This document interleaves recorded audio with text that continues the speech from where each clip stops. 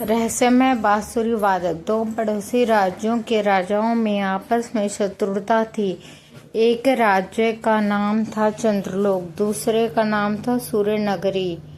चंद्रलोक के राजा का नाम था चंद्रसेन और सूर्यनगरी के राजा का नाम था सूर्यकुमार। एक बार चंद्रलोक के राजा को सूर्यनगरी के राजा ने बंदी बना लिया।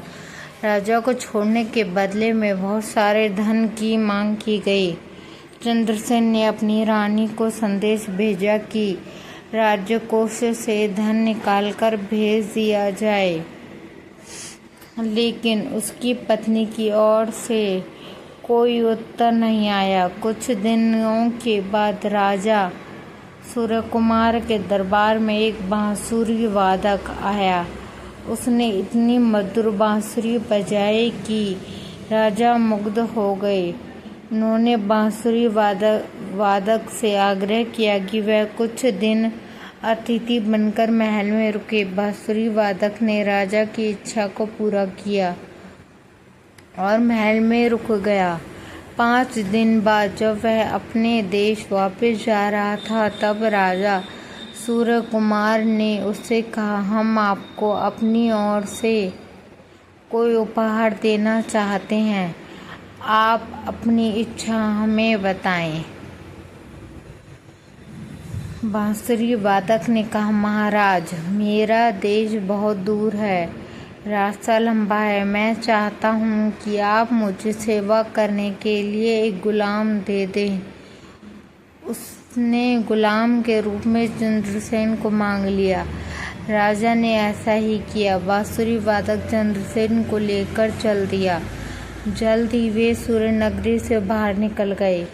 चंद्रलोक की राजधानी के पास पहुंचकर अचानक बांसुरी वादक गायब हो गया। चंद्रसेन ने उसे काफी ढूंढा। जब कुछ पता नहीं चला तो वे अपनी राजधानी वापस पहुंच गए। महाराज को यूं अचानक वापस पाकर सारे दरबारी अत्यधिक प्रसन्न हो गए। चंद्रसेन भी खुश थे, लेकिन वे अपनी रानी से बहुत नाराज थे। घातक कि वे रानी से नहीं मिलना चाहते। हमारा संदेश मिलने पर भी उन्होंने हमें छुड़ाने के लिए कुछ नहीं किया, यहाँ तक कि हमारे संदेश का कोई भी उत्तर नहीं दिया। जे ज्वाले वे दरबार में यह घोषणा करने ही वाले थे कि वे अपनी रानी से हमेशा के लिए अलग हो रहे हैं। तभी बांसुरी की मधुर आवाज सुनाई दी।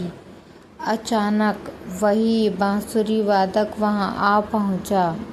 अब राजा चंद्रसेन ने बांसुरी वादक को ध्यान से देखा।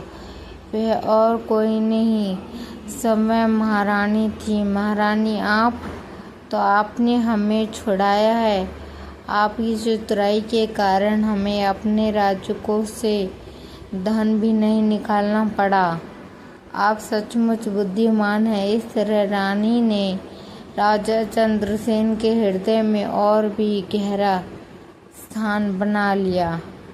Thank you. कहानी पसंद आई है तो प्लीज़ लाइक कीजिए और प्लीज़ हो जहाँ तक हो सके इसे सब्सक्राइब कीजिए और जितना भी हो सके इसे शेयर कीजिए, ताकि हम आप सबके लिए ऐसी ही और भी अच्छी कहानियाँ ला सकें। और हमें कमेंट कर भी ज़रूर बताइए कि आपको कहानी कैसी लगी। प्लीज़ शेयर कीजिए ताकि हम बहुत सारे सब्सक्राइबर पा सकें। Thank you. धन्यवाद।